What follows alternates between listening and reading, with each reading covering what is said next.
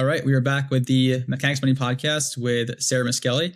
I'm super excited to have her on today too. I think she has a really unique story. Long story short, packed up, moved from Canada, right, Yeah, to Toronto. down to Costa Rica with her whole family and took her business down south. And I think this is a really cool concept right now as we're seeing how much leverage people who build systems and process and invest the right way have around what their life actually looks like. So, Sarah, thanks for coming on. Yeah, so happy to, see you once again. We're always chit-chatting here and there, but yeah, always good to have a focused conversation. So, why don't you give the listeners some background on yourself too, and kind of how you end up in this path that you're taking now as well too? Yeah, for sure. So yeah, I'm from Toronto. You may hear the accent. I don't notice it, but other people do. Yeah, so I'm born and raised in Toronto. I grew up in real estate, so family owned like multifamily properties. Grew up managing them with my dad, so not glamorous at all. From there, like I got into real estate sales. Just wanted to expand my knowledge base, but real estate sales is a grind. I worked 7 days a week. I built like a multi six-figure business. It was going really well, but I was just burnt out and I was going to start having kids at that point in time. But I'd also been on the side investing in real estate as an LP, doing private lending, deals like that. And I started to understand the dynamics of, okay, there's cash flow coming from this. There's cash flow coming from these rental properties.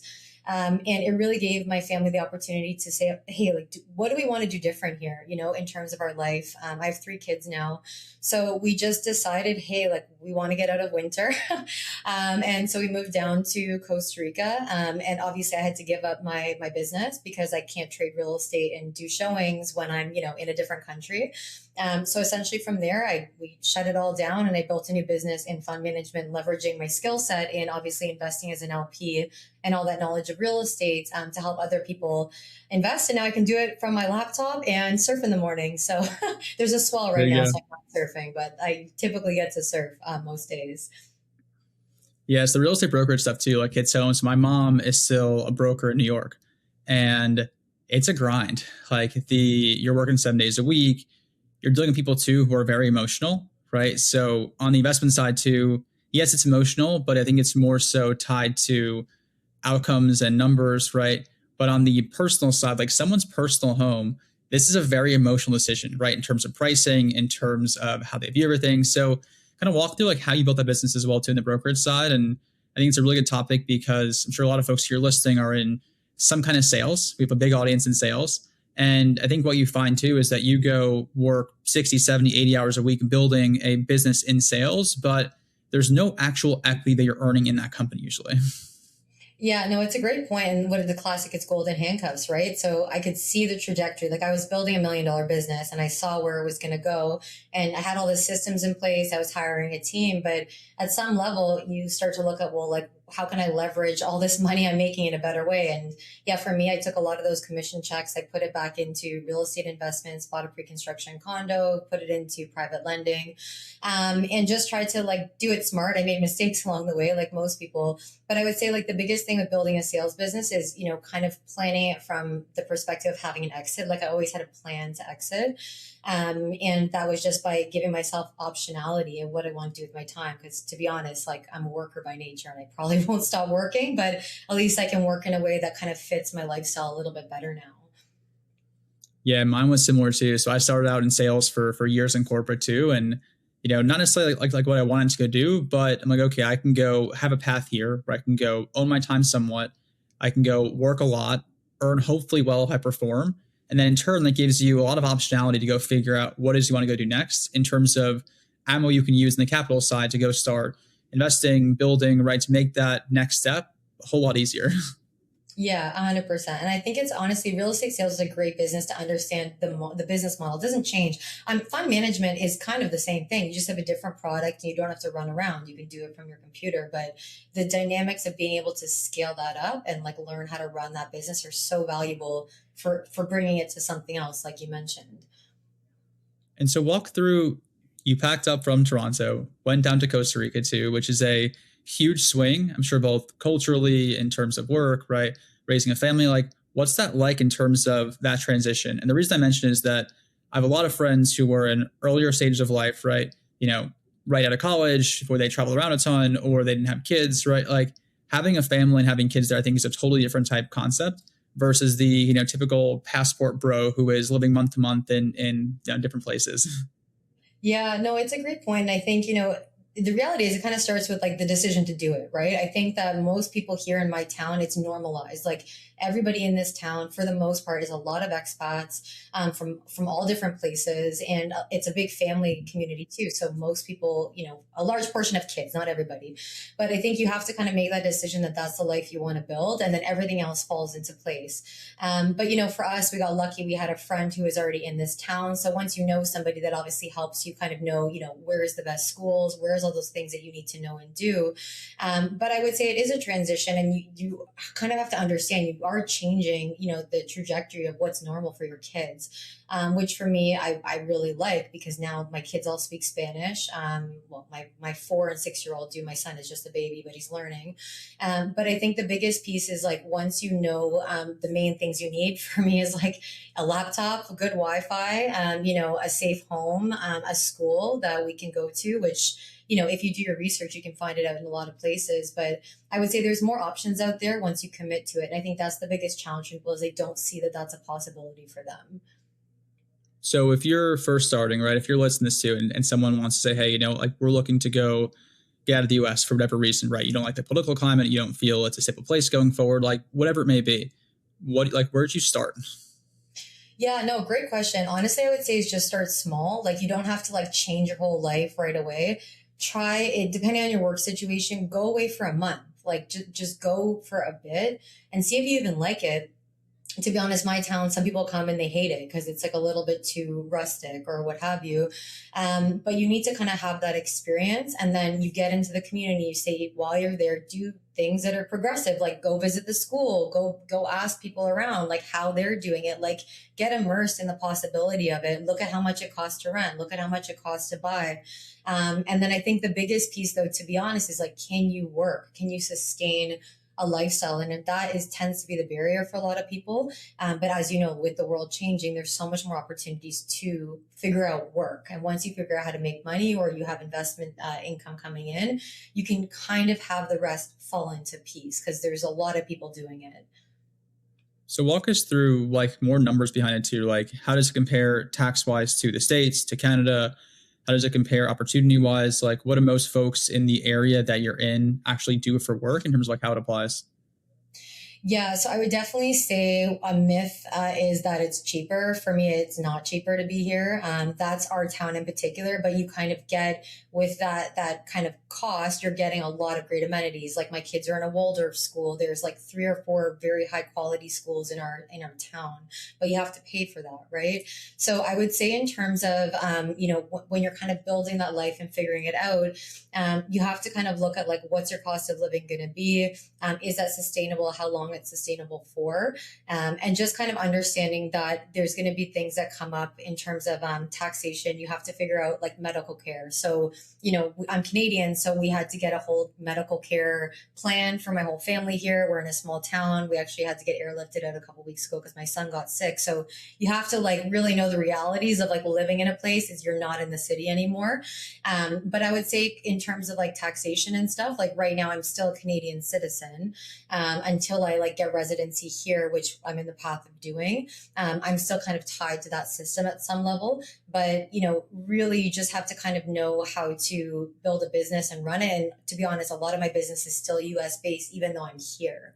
So, it depends on everybody's situation, but yeah, it depends if you're going to be permanently moving or just kind of trying it out for a few years. Yeah. And then you guys are now in the process of making it permanent?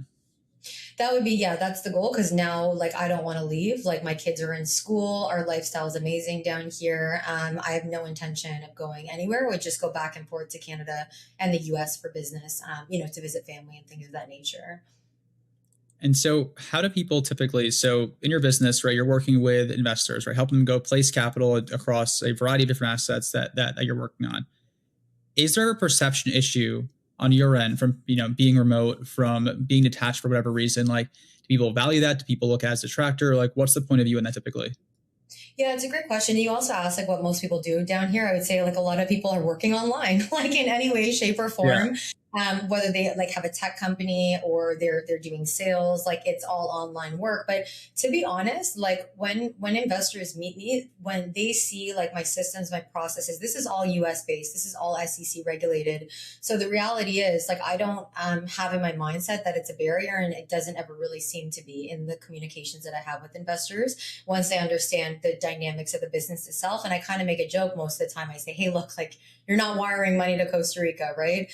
More so people kind of admire the fact that they see, okay, this is possible and this person has done it, which for me has been part of my branding and marketing, right? Is that is the sociographic of somebody who is respects lifestyle freedom and has done that for her family. So I think it's been more of a benefit than a barrier.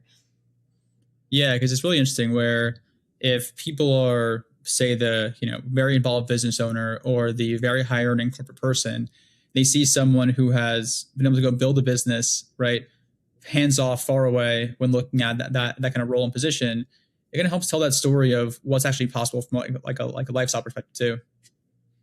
Yeah, exactly. And that's what I find people resonate with a lot. And I think I probably attract a particular kind of investor because of that, right? And so kind of walk through just like in a high level, like what your business actually is, what you focus on too. And also I'd say kind of who your target demographic is as an investor. Yeah, for sure. So, I mean, I'm a fund manager. So I help people get invested in US real estate, whether that's like an industrial building, a medical office building, a multifamily property. And once again, I grew up in real estate. So this is kind of my bread and butter. I understand the dynamics of it. And I also understand what it's like to invest in these deals and the things to look out for.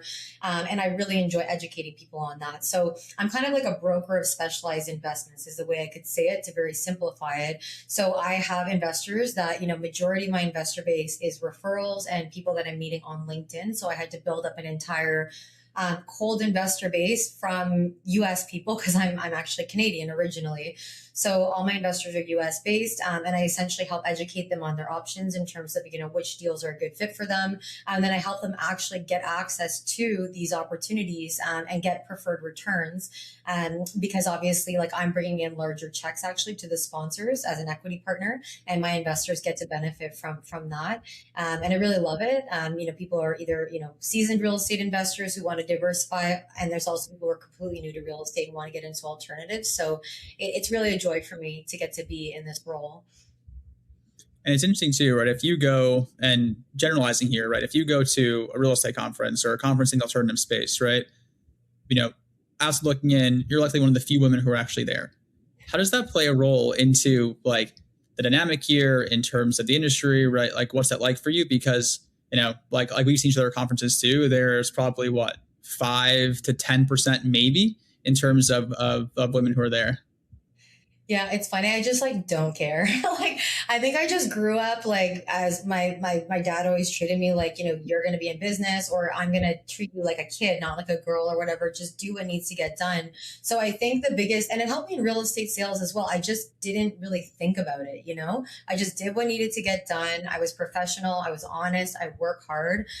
So it hasn't really been a thing for me. I would say probably the two dynamics of it is maybe it's an advantage that I don't even realize sometimes. Aside from the LinkedIn comments that are annoying sometimes, and I just have to ship them away. But I would say overall, it just it just doesn't bother me. Basically. There you go. Yeah, yeah. Well, most of those comments from LinkedIn too are from someone in the Philippines writing them anyway. In terms of the brutal AI comments of just someone repeating your statement in way too many words another way, which has been just like a epidemic on LinkedIn that's ruined all the platform. I know I heard Alex Hermosi called it AI slop, and I was like, yeah, AI slop, that's what it is. Yeah, no, but even going back to the point too of like I was in corporate sales for a while too, and if you looked at the biggest sellers always, right, like women who were really good absolutely like crushed it, right? So like they were really top performers always too. Yeah, well, I'm working my best to get big in this. So kind of walk through more of like how you think about building a portfolio, right? Because as a fund manager, you're focusing on, one, kind of serving your investor, but two, bringing a level of diversity to them too, right? You're not, Sarah, the person who's focused solely on multifamily real estate in the Midwest or only this asset class. How do you think about what types of deals you're doing kind of bring to your investors as well? Yeah, so it's a really big piece of like what I try and offer my investors is that diversification. So, from being in a lot of deals for myself as an LP, like I've seen, deals be in litigation for 7 years. I've seen, like a lot of issues. So I think the biggest piece is just making sure investors, when they're getting into this, that they get to kind of spread their risk, not only in like different verticals of commercial real estate, but also like different parts of the capital stack, which, if somebody doesn't know what that is, it's like you can be in prep equity right behind the bank, or you can be in common equity where maybe there's like a bigger upside, but there is technically like a bigger risk profile to that. So my priority is one, making sure investors are getting into deals that actually fit their buy box. So if they need the cash in 2 years to, pay for their child's college, they're not going to go into a 7 year deal that has no cash flow or their liquidity is locked up. So first understanding what they need, but then a priority is making sure that they are, for me, not putting all their eggs in one basket. And kind of the natural progression I see, and I know, Sam, you have a lot of experience in this, but people kind of go in, they're going to try a couple deals, see what they like, and then from there over time you see what performs, and then you can maybe double down and narrow in on just focusing on those sponsors and those asset classes. So, my priority is making sure people are kind of spreading their risk, and that they're doing things that are actually appropriate for their risk profile, where they are in life, but as well that, is just not going to be something that they don't fully understand, essentially. Yeah, no, you're spot on too, because someone like, I think this is a really big point that people miss pretty frequently too, is that when you're investing into a private deal, one of the biggest things that you give up usually is liquidity, right? Even if deals can go great, you're usually locking your money up for, 1, 2, 3, 5, 7, 10 years, depending on the deal itself. So understanding, one, the structure of the actual offering you're investing into in terms of the timeline there, but two, the actual underlying asset itself in terms of what has to happen for your capital to go be returned, or have that kind of window of liquidity open as well too. Yeah, exactly. And it's a very nuanced process. And I think people, when they're maybe going direct to a sponsor, and it's fine, but it's just like you may not really understand the dynamics of what your other options are. So, having a guide or somebody to support you, which you also know, Sam, from the business that you're doing, it is really helpful for people as they're learning this process. And so, I think it's interesting too, right? Talking to someone who is a direct sponsor, where it's more of they've got one offering, right? Or maybe one offering that they have, versus someone like yourself who's working with a whole variety of different types of projects. Like, how do you think that person, how do you think about positioning deals versus each other, right? If you have 2 or 3 projects for someone, how do you go say, hey, you know what, Joe or Sally, like this deal is best for you for these reasons? Like, how do you go, work on aligning those interests there? Yeah, for sure. And I think we can kind of like simplify it is, there's a few kind of key benefits to these deals, right? Like there's the tax benefits, there's cash flow, or there's like long-term upside. And that's obviously a very oversimplified example. But the reality is like, first, when you can narrow down on what is those key things that that person, needs, both on what they describe to you, but also in the guiding questions that you ask to really dig into like what their family's financial goals are. Then when I have a variety of offerings, and I only, have about 5 partners, and I don't intend to, raise for 100 plus deals. It's like you really have to go deep with a few, in my opinion, because you need to really understand that team and do good due diligence on them. But essentially, once there's opportunities that kind of match that investor's buy box, you can really say, hey, well, this is clearly kind of what you said you wanted. And then they can obviously get more information on it. And then, some people have personal choices, right? Like maybe they really know Dallas. They grew up in Dallas and they know that market very, very well. That might just naturally be a better fit for them versus, an area that they've never been to. Or if somebody's a doctor, maybe they really like and understand medical real estate and the triple net structure. So that may naturally be a little bit of a process, but it is a relationship long term. I'm in these deals with investors for 5, 7, 10 years, right? So we really want to make sure that we're taking it slow at the beginning and making good decisions based on like what it is that they need. Totally. You're spot on too. Like I think about it in a similar way where you've got, cash flow. Like, yeah, I think about each dollar you have goes into a bucket in terms of kind of thinking about, as an allocator, you've got cash flow, you've got appreciation, you've got the tax side, you've got liquidity. Like I think this is a big one too, where I think about my personal cash as my spend every month is X. I've got, this multiple of X in cash flow, or I've got this multiple of X in cash too. So that's your runway. I kind of think about that secondary liquidity as, adjacent liquidity where you can go access it in 3 months or 6 months or a year if you need it. So you're going to help plan out your budgeting process here too. So like this is actually a good pivot for you too of when you packed up, left the corporate job, like how did your perception of money start to change, right? From having potentially more consistent months, right, as a broker or, as a real estate agent too, where your money likely is, even if lumpy, still more consistent than as a fund manager, right? As a fund manager, you make a little bit of money up front, maybe on some deals, but the bulk of your money is really tied to these future outcomes that you have. And it's very, very delayed in your compensation. It's a field in which you work a lot up front and hopefully make a lot in the back end versus making a lot up front when you're working in the field as well. Yeah, and it's a good point. I think, well, naturally, I think if anybody who's listening has kids, those first few years are a whole other situation, right? So, going from earning a ton of money when I was a broker to just like kind of giving that up, is definitely a situation that you have to plan for. But that's why, thankfully, and that's why I always try to like educate my investors is those multiple income streams that you're mentioning, Sam, is, having that real estate cash flow coming in from assets, having some funds coming in monthly from an LP position, it just really helps to kind of, manage those different seasons of life. And that's kind of what I'm always trying to like help investors with is just how can you have those multiple income streams so that when you do have times like you described, like lumpy income, there's still something else coming in from somewhere else. So in fund management, like it's interesting because like I'm actually a big proponent and believer of that kind of exit capital because investors really then see, hey, you are in this too. And I tell my investors, I'm like, the majority of my compensation is on exit. So I am very committed. This isn't a charity. I am committed on getting into deals that I truly believe in as well, because if they don't perform, I'm not getting paid either for the most part, right? But I think like anything, just managing, putting in different deals where some are more cash flowing, like, you have some AUM coming in, maybe you have some deals that are on a shorter term, or I know something that you share a lot about, Sam, is just having kind of maybe like a debt fund or something where your income is more consistently coming in versus tied to an exit. So I think it's just balancing it out, but then being a smart business person and not overspending, right? Like the most basic thing, not buying too much of tech stack, not buying every program or course, and just kind of focusing in at the beginning on getting really good at your craft and, putting money in the right places, kind of save it for those times when the income's a little bit lower.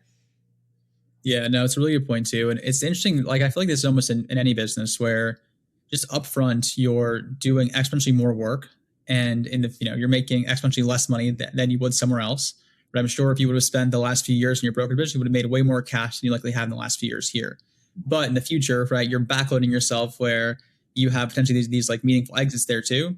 It's also a way in which you can align interests, right? I think in this space too, if things are done the right way, that when your investors win in a structure, then you win as well too, right? Where it's all aligned structure wise too. So on that topic, kind of walk through how it is that you evaluate deals and sponsors, right? And all those things, because in this space, if you're a fund manager who's competent, right, can actually bring capital to deals, you can likely go work with whoever it is that you want. So how do you think about who it is that you want to work with and what structures you use and what asset class you want to be in as well? Yeah. And it's like that classic conversation, right? I think we've been kind of lucky in a sense, like I don't want to say lucky because there's been a lot of pain in the market, but just seeing what's happened with deals that haven't gone well really makes you very like focused in on how you want to run your business. Understanding that, all the flashy pitch decks and everything that gets sent to you, like there still has to be a team behind it that can actually perform. So I'd say like from a due diligence perspective, it's a few fold, right? There's kind of the technicalities of it, which is like the underwriting reviews, the actual, kind of whisper network of people like you or I, where you have fund managers who have, years of experience with the team and they can kind of tell you the truth about like what's been happening there to see if it's something that you want to pursue. I think as well, what I'm looking at now is more and investing in is more like background checks, getting like private investigators. There's also quite a few companies now that can kind of support by giving third-party diligence and doing like third-party audits. So those are some of the things that I think as my business grows and expands, like that is my focus, because at the end of the day, if you're not doing good due diligence up front, like you're going to shoot yourself in the foot down the line.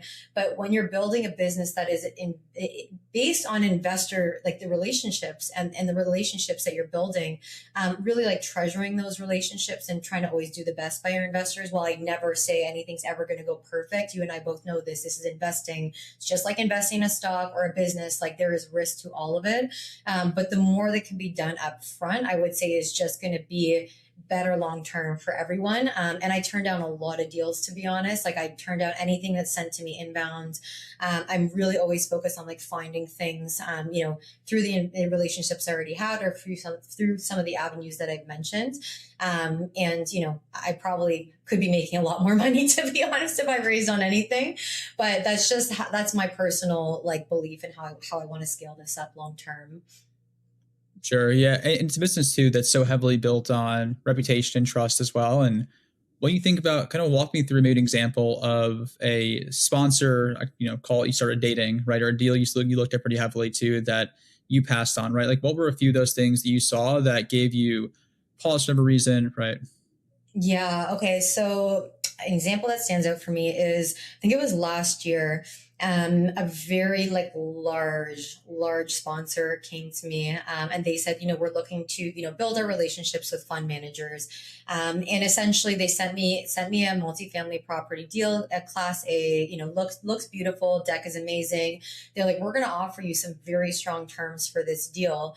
And I was like, okay, well, you have a good reputation and you're a huge name, right? And you have a pretty lengthy track record as well.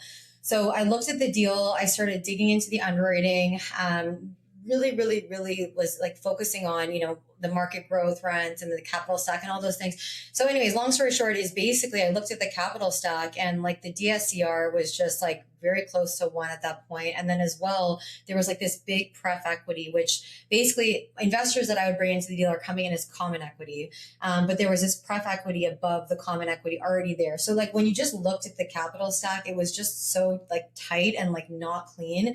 And you start to see the story of a deal. You're like, okay, got it. So this literally CEO of this massive multifamily, sponsorship team is contacting me directly. Firstly, that's a bit of a red flag. Like, you know what I mean? Like, I don't know why you're calling me. But secondly, when you actually looked at it, the story kind of unraveled where I saw, oh, wow, like, this is pretty risky. Like no matter what they're offering me, like I don't feel comfortable putting my investors in this. So fast forward about 6 months later, I find out, a few of their deals are like they're losing all the investor capital. And the reason that they were pushing so hard, not completely, but I would say a reason why they were partially pushing so hard to get more capital into these deals is because the GPs themselves wanted their money out of the deals because they had to invest so much of their own capital in. So it's very interesting, and I'm very glad I passed, but it's tricky, right? Like you really need to look beyond what you're being offered, look beyond kind of the pitch deck and really dig into like what, like you mentioned, Sam, like what could go wrong in this deal, and what do I need to pay attention to so that I'm not putting my investors in undue risk because the risk wasn't worth it. Like the returns, no matter what the returns are, it just wasn't worth it. Yeah, and preferred equity is a great tool. Like we have 2 offerings now, and both of them are actually structured as preferred equity, which I really like. But I like being in the preferred equity seat, not the common equity behind it, right? Especially in, say, multifamilies. What pref does is that it acts as a multiplier, right? Whether good or bad. So what you've seen now too is that some deals have, say, 2/3 their capital as preferred equity, which means that the common investors behind that. So if that deal overperforms, right, the pref equity is always capped in terms of the return itself. So common equity can go have a higher return profile. If that deal underperforms by a little bit, the pref equity will eat up all that return or the return of capital, and the common equity behind has huge risk overall. Mm-hmm. Yeah, exactly. Great explanation. And that's just why, like, it wasn't the risk for somebody going in at that stage. No. Just, in my opinion, wasn't worth it. And so what are some things on your end too, when like looking at a sponsor that, this was a no-brainer to work with, right? They've been a quality experience, right? Like what are things that sponsors, if you're listening to this, as well, if you're an operator, like what are things they can go pick up from people who have done things the right way? Yeah, for sure. And I think, it's interesting because I don't think there's any direct, like I can say I'm a pretty technical person, but I can't say there's like this clear process of like from A to Z, how I initially get in, like, in communication with the sponsor to the end result of like working with them, right? But I would say from the first part, a lot of the time I'm watching sponsors and their performance in other deals for a few years. They'll either get connected to me through, if I'm investing as an LP, or if I have other fund managers that are working with them. So a lot of it, like in life, there's a lot of relationship involved in this as well, right? But then from that relationship, then it gets into the more technicalities of, past performance, also the health of the corporate structure. One of the things that I like to think about is, how liquid or how much money does this sponsor have if something did go wrong? Because we've actually seen in the last few years as well, some GPs would have to kind of rescue the deals because there's just been, distress, but they've been able to kind of financially solve that. But I digress. In terms of actually building those relationships with sponsors, it does take years. And I think that's where, when investors come in, they don't see all of that. They don't see the years of conversations. They don't see the years of back and forth. They don't see like the dinners or the, the kind of, reviews of all their deals. So I think a big piece of it for me is just, it's a lot of times starts as a relational or just kind of understanding how investments have performed for me. And then from there, you get into the more technical perspective of looking at deals. And then from there, it's pretty much on my end a decision if that's a partnership that I want to develop. So, I think it's a little bit more complex than people realize when you're actually building it out. Totally. And before we wrap up here too, so I'd say kind of what final piece of advice do you have for someone who is probably make this two parts, right? One is someone who's looking to potentially go, pack up and go move somewhere else, right? In terms of like a whole fresh start there. And I'd say second, for someone looking at, breaking into the space as a fund manager, as an operator, like what can you go do to position yourself really strongly? Yeah, so I think it's funny. It's a two-pronged question, but I would say the answer is kind of the same, is like bet on yourself. Like always bet on yourself. I've always bet on myself. I've always been an entrepreneur, but I think you can look at that from a lifestyle perspective as well. It's like, can you make it happen? And believe me, I see people from all walks of life making it happen, living abroad. I did it with 3 kids. So it's like, am I going to do it, But honestly, like you just have to kind of say, hey, I'm going to commit to this and make it happen, whether that's in business and kind of getting through the years in business of like, maybe there isn't as much income. Maybe it's stressful, but if you just keep betting on yourself, I feel like, you can pretty much, solve anything. There you go. Well, Sarah, how can listeners get in touch with you? Yeah, so I would say LinkedIn is definitely, the best place. So Sarah Miskelly, Sarah with an H, and then Miskelly, Miskelly. Or as well, my website, HyleeCapital.com. Hylee is Hylee. It's named after my 2 kids, Hypatia and Leonardo, and then capital.com. Cool. Sarah, thanks for coming on. Yeah, for sure, Sam.